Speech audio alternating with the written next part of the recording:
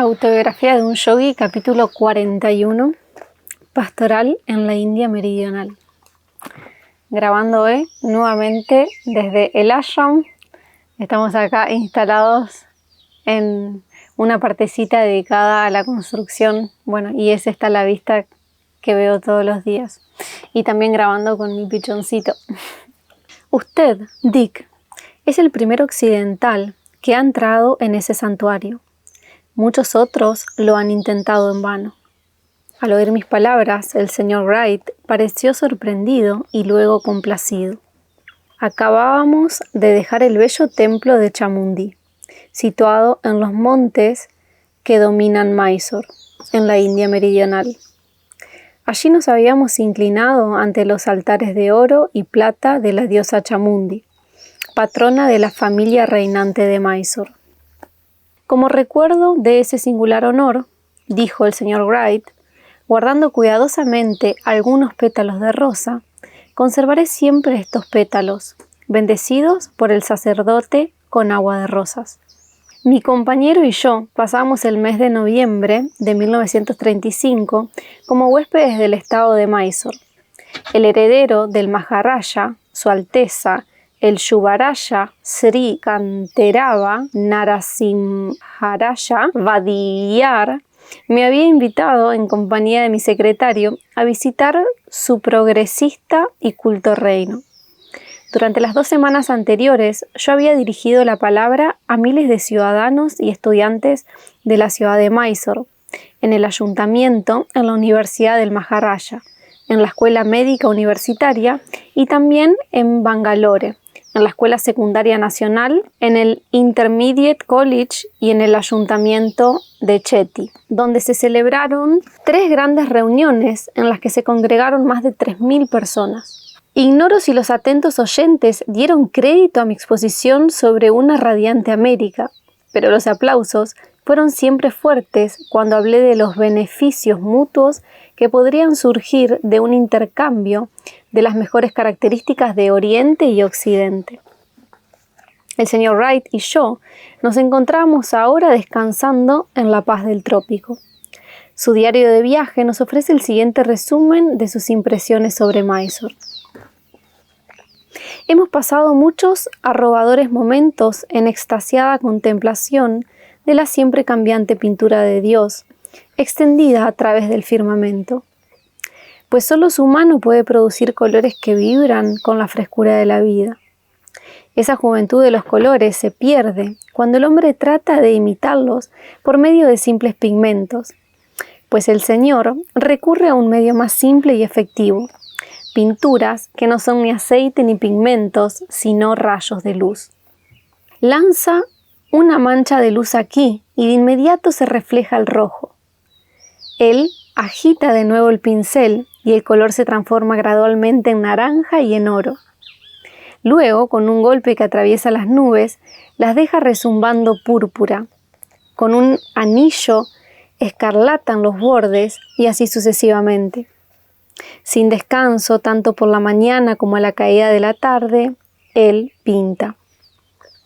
Todo es siempre cambiante, siempre nuevo, siempre fresco, sin emplear modelos ni duplicados, sin repetir jamás el mismo color. La belleza de los cambios del día a la noche que se observa en la India no tiene paralelo en ninguna parte del mundo. A menudo el cielo luce como si Dios hubiera tomado todos los colores de su paleta y hubiera transformado el firmamento en un gigantesco caleidoscopio. Debo describir el esplendor de un crepúsculo durante una visita a la gran represa de Krishnaraya, Sagar, construida aproximadamente a 20 kilómetros de la ciudad de Mysore. Yoganandaji y yo abordamos un pequeño autobús y, acompañados por un muchacho ayudante de mecánico, avanzamos por un suave camino de tierra en los momentos en que el sol se hundía en el horizonte y se asemejaba a un inmenso tomate maduro y aplastado. Nuestro camino atravesaba los siempre presentes campos rectangulares de arroz, por entre una agradable fila de árboles banchan y en medio de bosquecillos de palmas, En todos lados, la vegetación era tan apretada como la que se observa en plena selva. Finalmente, al aproximarnos a la cima de un monte, nos encontramos cara a cara con un inmenso lago artificial que reflejaba las estrellas y estaba bordeado de palmeras y otros árboles. Lo rodeaban asimismo bellísimos jardines en formas de terraza y una hilera de luces eléctricas. Por debajo de la orilla de la represa, nuestros ojos vieron, maravillados, un fantástico espectáculo de rayos de colores jugando en fuentes semejantes a géiseres. Parecía que se estaba vertiendo tinta brillante y de diversos colores. Maravillosas cascadas azules, rojas, verdes y amarillas, y majestuosos elefantes de piedra que arrojaban chorros de agua. La represa, cuyas iluminadas fuentes me recordaban las de la Feria Mundial de 1933 en Chicago, destaca por su moderna estructura en esta antigua tierra de campos de arroz y gente sencilla. Los hindúes nos han brindado tan cariñosa bienvenida que temo que se requiera más que mi persuasión para llevar a Yoganandaji de regreso a América. Otro raro privilegio, mi primera cabalgata en elefante. Ayer, el Yuvaraya nos invitó a su palacio de verano para disfrutar de un paseo sobre uno de sus elefantes, un animal enorme. Subí una escalerilla dispuesta para alcanzar el howdah, o montura, que se encuentra revestida de seda y tiene la forma de una caja. Y después, a rodar, mecerse, tambalearse y a descender por barrancos, demasiado emocionado para preocuparme o exteriorizar exclamaciones, pero agarrándome desesperadamente con todas mis fuerzas. La India meridional, rica en ruinas históricas y arqueológicas, es una tierra de encantos sin igual y a la vez indefinibles. Al norte de Mysore se encuentra Hyderabad, un pintoresco altiplano cortado por el gran río Godavari. Existen allí grandes llanuras fértiles, las bellas Nilgiris o montañas azules y regiones de montes estériles de granito y piedra caliza. La historia de Hyderabad es larga y está llena de colorido. Se inició hace 3000 años bajo los reyes Andhara y continuó bajo dinastías hindúes hasta el año 1294 de nuestra era, en que pasa al dominio de una línea de gobernantes musulmanes. Las más asombrosas muestras de arquitectura, escultura y pintura de toda la India se encuentran en Hyderabad, en las antiguas cavernas de roca esculpida de Ellora y Ajanta. El Kailasa, en Ellora, es un enorme templo monolítico que posee figuras talladas de dioses, hombres y bestias en las estupendas proporciones de un Miguel Ángel. Ajanta es el lugar donde se encuentran 5 catedrales y 25 monasterios, todos excavados en la roca viva y sostenidos por ciclópeas columnas pintadas al fresco, sobre las cuales los pintores y escultores han inmortalizado su genio. La ciudad de Hyderabad cuenta con la Universidad Osmania y con la impresionante mezquita Mecca Masjid, donde 10.000 musulmanes se reúnen para orar. El estado de Mysore se encuentra a 900 metros sobre el nivel del mar y abunda en densos bosques tropicales, hogar de elefantes salvajes, bisontes, osos, panteras y tigres. Sus 2 ciudades principales, Mysore y Bangalore, son limpias y atractivas, con muchos jardines y parques públicos. La arquitectura y las culturas hindúes alcanzaron su mayor perfección en Mysore bajo el auspicio de los reyes hindúes de los siglos XI al XV. El templo de Belur, una obra maestra del siglo XI, completada durante el reinado del rey Vishnuvardhana, no tiene paralelo en el mundo por su delicadeza de detalle y su exuberante imaginería. Los edictos cincelados en roca en el norte de Mysore datan del siglo III a.C. e iluminan el recuerdo del rey Asoka, cuyo extenso imperio incluyó la India, Afganistán y Beluchistán. Estos sermones de Asoka, inscritos en piedra en diversos dialectos, dan testimonio del vasto grado de educación de la población de aquella época. El Edicto 13 denuncia la guerra. No consideréis conquista alguna como verdadera, salvo la de la religión. El Edicto 10 declara que la auténtica gloria de un rey depende del progreso moral que con su ayuda alcanzan sus súbditos. El Edicto 11 define el verdadero obsequio no como bienes materiales, sino como el bien en sí, consistente en la propagación de la verdad. En el Edicto 6, el amado emperador invita a sus súbditos a tratar con él todo asunto de interés público, a cualquier hora del día o de la noche, y agrega que, mediante el fiel cumplimiento de sus obligaciones reales, está él obteniendo su propia liberación de la deuda contraída con sus congéneres. Asoka era nieto del formidable Chandragupta Maurya, quien destruyó las guarniciones que Alejandro Magno dejara en la India y derrotó, en el año 305 a.C., al ejército invasor macedónico de Seleuco. En su corte, en Pataliputra, Chandragupta recibió al embajador griego Megasthenes, cuyos relatos acerca de la feliz y emprendedora India de aquel tiempo aún perduran. En el año 298 a.C., el victorioso Chandragupta cedió el gobierno del país a su hijo y partió al sur de la India, en donde pasó los últimos 12 años de su vida dedicado a la búsqueda de Dios como asceta, en una pobreza total. La gruta que le albergó en las rocas de Sravanabelagola es en la actualidad un santuario de Mysore. En esta misma región existe la estatua más grande del mundo, esculpida en el año 938 después de Cristo por los Jainas, en una enorme roca en honor al sabio Gomatesvara. Relatos de un gran interés fueron recopilados minuciosamente por historiadores griegos y por otros que acompañaron o siguieron a Alejandro en su expedición a la India. Los relatos de Arriano, Diodoro, Plutarco y el geógrafo Estrabón han sido traducidos por el doctor J.W. McCrindle y han servido para arrojar un rayo de luz en la historia antigua de la India. La más admirable característica de la fracasada invasión de Alejandro fue el profundo interés que el conquistador demostró en la filosofía de la India y en los yogis y santos que encontraba de vez en cuando y cuya compañía solía buscar ansiosamente.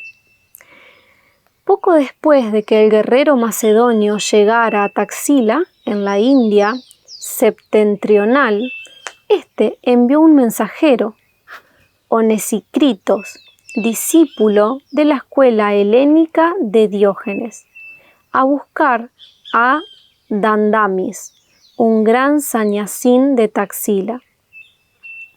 «Salud, oh maestro de Brahmines», dijo Onesicritos, una vez que halló a Dandamis en su retiro del bosque.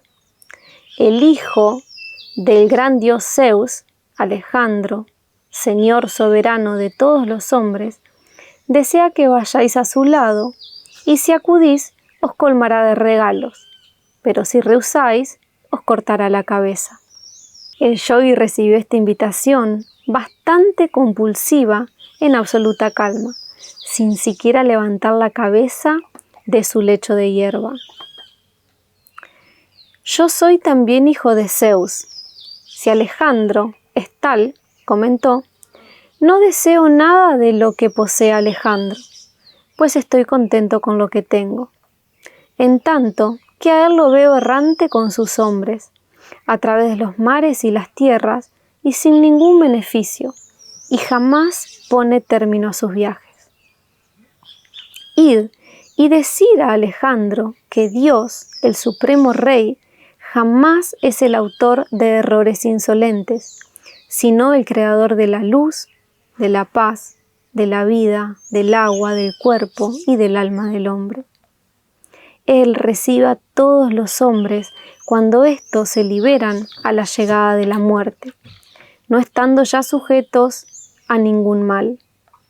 Él es el único Dios a quien reverencio, que aborrece el asesinato y que jamás instiga las guerras. Alejandro no es ningún Dios, ya que debe morir, continuó el sabio con serena ironía. ¿Cómo puede ser él el amo del mundo, si no ha conseguido instalarse en el trono universal del dominio interior? Ni ha entrado vivo todavía en el Hades, ni conoce el curso del sol a través de las regiones de la tierra, la mayoría de cuyas naciones ni siquiera han oído su nombre. Después de esta reprimienda, sin duda la más cáustica que jamás fuera enviada a los oídos del Señor soberano de todos los hombres, el sabio añadió irónicamente: si los actuales dominios de Alejandro no bastan para satisfacer sus deseos, dejadle cruzar el río Ganges. Ahí encontrará una región capaz de proporcionar sustento a todos sus hombres. Lo que Alejandro me ofrece y los regalos que me promete son para mí cosas por entero inútiles, continuó Dandamis. Las cosas que yo aprecio y encuentro de verdadera utilidad y valor son estos árboles que me dan cobijo, estas plantas en floración que me proporcionan el diario sustento, y el agua que sacia mi sed. Las demás posesiones que suelen amasarse con enorme cuidado y ansiedad siempre demuestran ser ruinosas para quienes las reúnen y solo causan pena y vejaciones que aquejan a los seres no iluminados. Por lo que a mí respecta, me tiendo sobre las hojas del bosque y no teniendo nada que guardar ni vigilar, cierro mis ojos en tranquilo sueño. Si algo tuviera que custodiar, mi apacible sueño se desvanecería. La tierra me lo proporciona todo, lo mismo que la madre alimenta a su pequeño. Voy a donde quiero y no vivo agobiado por preocupaciones materiales. De cortar a Alejandro mi cabeza, no podría, empero, destruir mi alma. Mi cabeza silenciosa, así como entonces el resto del cuerpo, como un vestido roto caerá sobre la tierra, de la cual sus elementos fueron tomados. Entonces, convertido en espíritu, ascenderé hacia mi Dios. Él nos dio esta envoltura de carne y nos colocó sobre el mundo para probar si, mientras aquí permanecemos, vivimos obedientes a sus órdenes, y cuando nos marchemos, Él requerirá de todos nosotros una rendición de cuentas sobre nuestra vida terrena. Él es juez de todo horror. Los lamentos de los oprimidos ordenan el castigo del opresor. Así pues, dejad que Alejandro aterrorice con sus amenazas a aquellos que ambicionan riquezas y que temen a la muerte, ya que para nosotros ambas armas son igualmente inofensivas. Los brahmines no aman el oro ni temen la muerte. Id y decide esto, Alejandro. Dandamis no tiene necesidad de nada que sea vuestro y, por lo tanto, no vendrá a vuestro lado. Y si algo deseáis de Dandamis, entonces id a buscarle.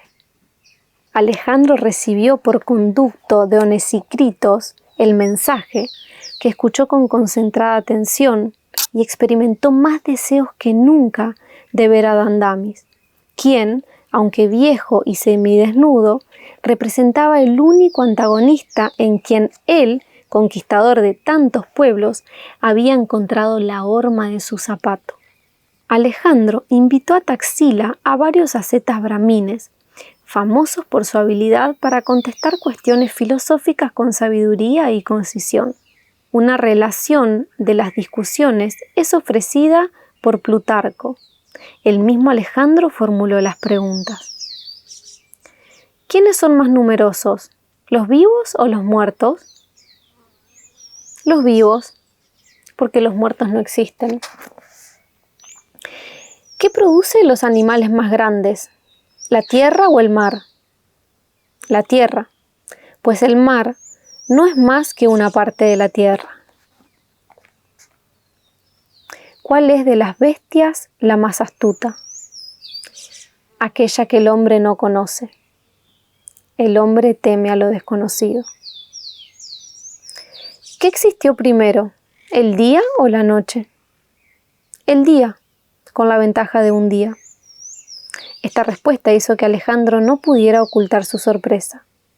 El Brahmin añadió: las preguntas imposibles exigen respuestas imposibles. ¿De qué manera puede un hombre hacerse querer de todos? Un hombre será querido de todos si, poseyendo un gran poder, no se hace temer de nadie. ¿Cómo puede un hombre llegar a ser un dios? Haciendo lo que es imposible que el hombre haga. ¿Qué es más fuerte, la vida o la muerte? La vida, puesto que soporta en sí tantos males. Alejandro consiguió llevarse de la India a un verdadero yogi, a quien nombró su maestro. Este hombre era Kalyana, Swami Sphines, llamado Kalanos por los griegos. El sabio acompañó a Alejandro a Persia. Cierto día, en Susa, Kalano se despojó de su viejo cuerpo, subiendo a una pira funeraria en presencia de todo el ejército macedonio.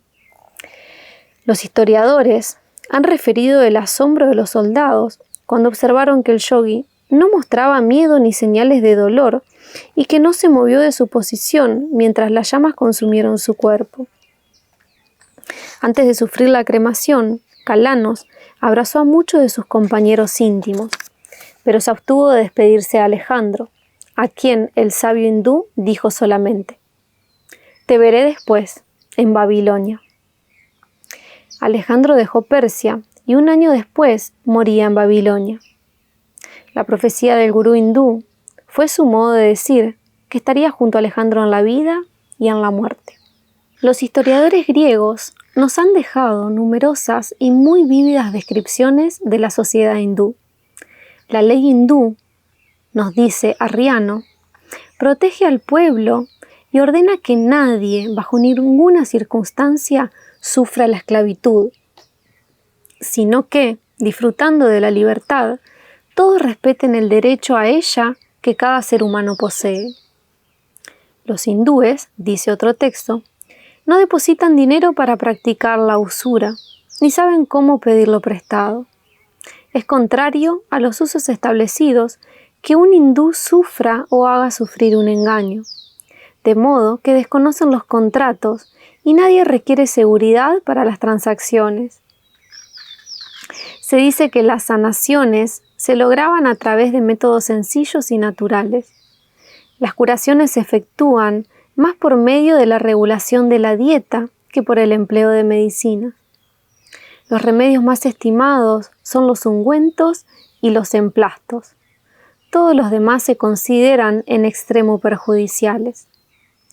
Los compromisos de la guerra estaban a cargo exclusivamente de los kshatriyas o casta guerrera. Ningún enemigo puede atacar a un agricultor dedicado a laborar en sus campos ni hacerle ningún daño, pues los hombres de esta clase son considerados como benefactores públicos y se les protege contra todo perjuicio. De este modo, la tierra permanece sin sufrir devastación alguna y las cosechas se suceden con la abundancia suficiente para hacer la vida cómoda y fácil. Los numerosos santuarios de Mysore constituyen un recordatorio constante de los muchos grandes santos de la India meridional.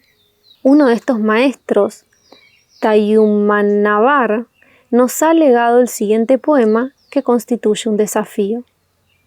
Puedes gobernar un elefante loco, puedes cerrar la boca del oso y del tigre, puedes cabalgar en un león, puedes jugar con la cobra. Por medio de la alquimia podrás ganarte la vida. Puedes vagar por el universo sin ser conocido. Puedes hacer de los dioses tus vasallos. Puedes conservarte siempre joven.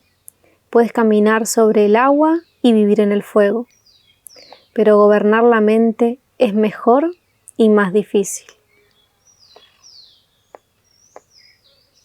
En el bello y fértil estado de Travancore, en el extremo sur de la India, donde el tráfico se realiza en ríos y canales, el Maharaja asume todos los años una obligación hereditaria para expiar los pecados originados por las guerras y la anexión.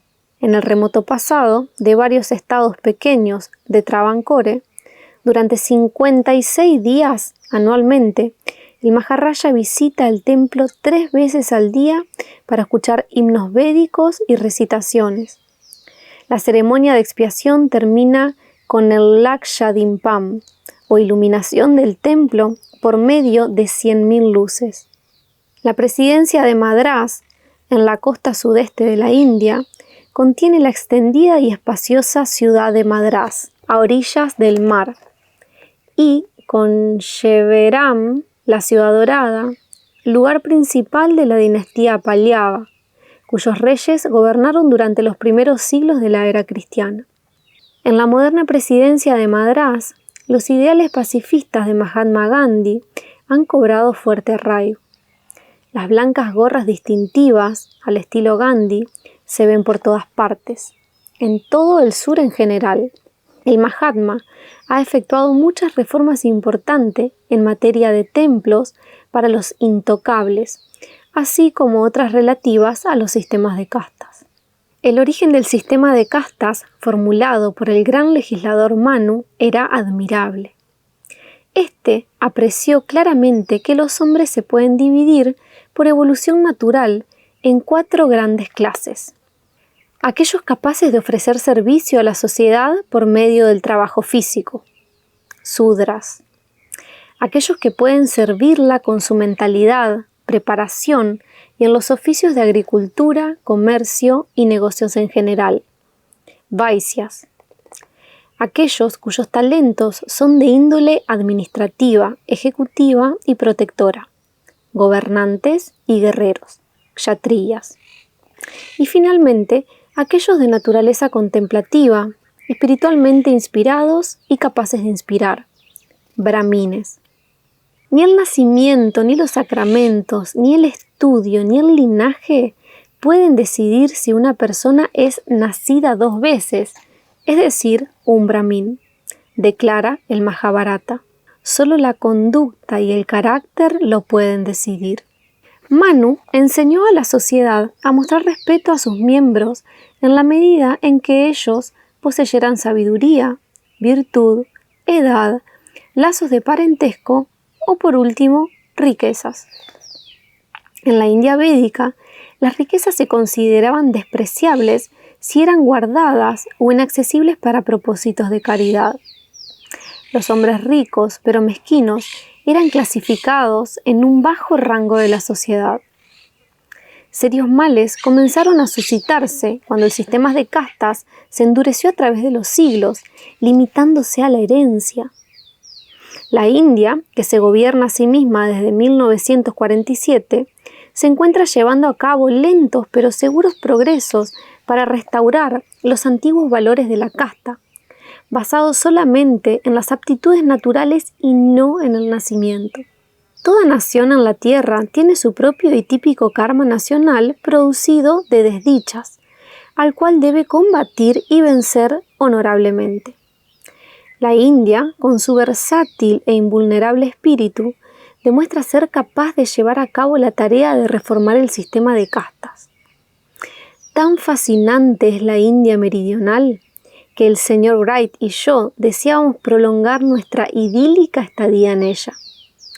Pero el tiempo, con su rudeza inmemorial, no nos obsequió con una extensión de cortesía. Yo tenía programado pronto dar un discurso en la sesión final del Congreso Filosófico Indio en la Universidad de Calcuta. Al finalizar la visita a Mysore, disfruté de una conversación con Sir C. V. Raman, presidente de la Academia de Ciencias de la India. Este brillante físico hindú recibió el Premio Nobel en 1930 por sus importantes descubrimientos en materia de la difusión de la luz, el efecto Raman. Despidiéndonos con pesar de una multitud de estudiantes y amigos de Madrás, el señor Wright y yo nos pusimos en marcha. En el camino nos detuvimos en una pequeña capilla consagrada a la memoria de Sadasiva Brahman, cuya vida, que transcurrió en el siglo XVIII, se hallaba rebosante de milagros. Un santuario Sadasiva, mucho mayor, erigido en Nerur por el Rayá de Pudukottai, constituye un concurrido lugar de peregrinación. Este sitio ha presenciado muchas curaciones divinas. Los sucesivos gobernantes de Pudukottai han atesorado como documentos sagrados las instrucciones religiosas que Sadasiva escribiera en 1750 para guiar al príncipe reinante. Muchas historias curiosas acerca de Sadasiva, un querido e iluminado maestro, son hasta la fecha materia de conversación entre los pobladores de la India meridional. Sumergido un día en el estado de Samadhi, en los bancos del río Kaveri, se le vio cómo era arrastrado repentinamente por una fuerte corriente. Semanas más tarde fue desenterrado de debajo de una capa de fango cerca de Kodumudi, en el distrito de Coimbatore. Cuando las palas de los pobladores golpearon su cuerpo, el santo se puso de pie y se alejó rápidamente. La reprimenda recibida de su gurú por haber derrotado en una contienda dialéctica a un anciano erudito en la filosofía Vedanta indujo a Sadasiva a convertirse en Muni, una asceta que ha hecho voto de silencio absoluto. ¿Cuándo aprenderás tú, un mero jovenzuelo, a refrenar tu lengua?, observó su gurú. En este mismo momento, con las bendiciones suyas, respondió él.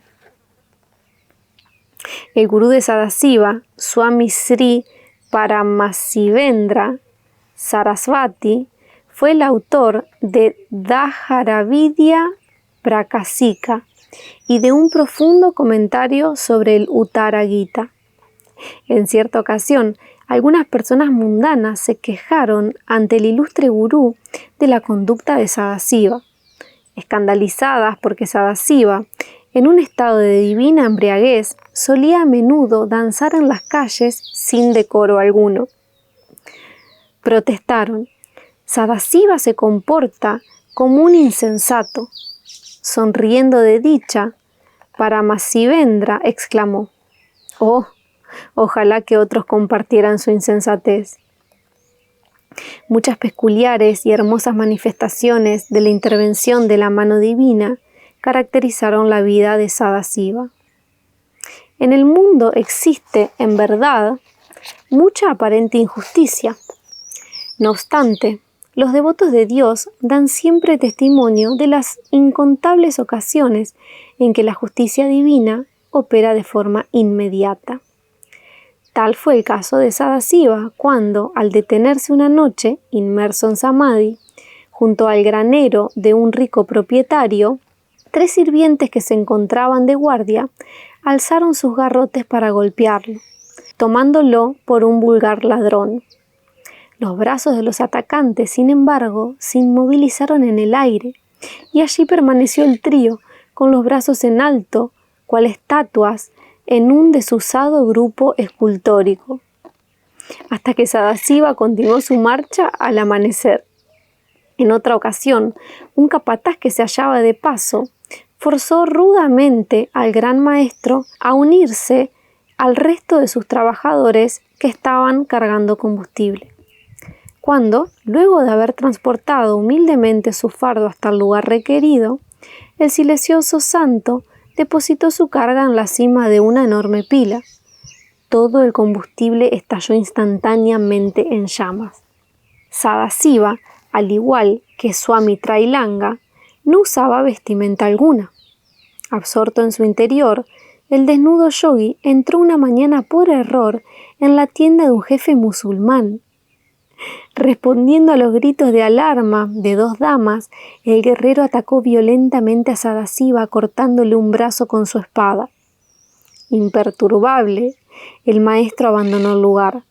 Con hondo remordimiento y admiración, el musulmán recogió el brazo del suelo y siguió a Sadasiva, quien insertó serenamente el brazo en el muñón sangrante. Humildemente, el guerrero le solicitó su guía espiritual. En respuesta, el yogui escribió en la arena lo siguiente: «Abstente de hacer lo que deseas y podrás entonces hacer lo que te plazca». Como resultado de este incidente, la mente del musulmán se purificó considerablemente. Tal fue el impacto espiritual que estas pocas palabras causaron en el guerrero que, comprendiendo que el paradójico consejo contenía la guía para alcanzar la liberación del alma mediante el dominio del ego, se convirtió en un digno discípulo del maestro y no volvió jamás a las andadas. Los niños de la aldea expresaron cierta vez, en presencia de Sadasiva, el deseo de presenciar los festivales religiosos que se celebran en Madura, a 241 kilómetros de allí. El yogui indicó a los pequeños que tocaran su cuerpo. Instantáneamente, el grupo fue transportado a Madura. Los niños pasearon alegremente por entre los miles de peregrinos. Después de algunas horas, el yogui devolvió a sus hogares a los niños, empleando el mismo sencillo medio de transporte. Los atónitos padres escucharon de labios de sus niños el relato de las procesiones de imágenes y pudieron comprobar que varios de los pequeños llevaban bolsas con dulces de Madura. Mofándose del santo y del incidente, cierto joven incrédulo recurrió a Sadasiva con ocasión del siguiente festival religioso que iba a celebrarse en Srirangam. «Maestro», le dijo con desdén, «¿por qué no me transporta usted al festival de Srirangam, tal como transportó a los niños a Madura?» La respuesta de Sadasiva no se hizo esperar. Al instante, el joven descubrió que se encontraba entre las multitudes de aquella lejana ciudad. Grande fue su desazón, no obstante, cuando llegó el momento de regresar. ¿Dónde se encontraba ahora el santo? Sin otra alternativa que recurrir a sus propios pies, el muchacho retornó al hogar fatigado por este prosaico medio de transporte. Antes de abandonar el sur de la India, el señor Wright y yo realizamos un peregrinaje a la sagrada colina de Arunachala, cerca de Tiruvannamalai, en donde visitamos a Sri Ramana Maharshi. El sabio nos acogió afectuosamente en su ashram y allí nos mostró varios ejemplares de la revista East-West. Con su amable faz radiante de un amor y sabiduría divinos, Ramana Maharshi guardó silencio la mayor parte del tiempo que compartimos con él y sus discípulos. El método enseñado por Sri Ramana para ayudar a la humanidad sufriente a recobrar su olvidado estado de perfección consiste en plantearse constantemente la pregunta: ¿quién soy? Tal es, en verdad, el supremo interrogante. A través de la práctica de rechazar inexorablemente todo pensamiento ajeno al tema, el devoto se sumerge cada vez más en su verdadero ser y las desconcertantes distracciones causadas por otros pensamientos acaban por desaparecer. Al respecto, el iluminado Rishi del sur de la India ha escrito lo siguiente: «A algo se aferran las dualidades y trinidades. Nunca se manifiestan estas en ausencia de todo apoyo. Si desentrañamos su soporte, se aflojan y caen.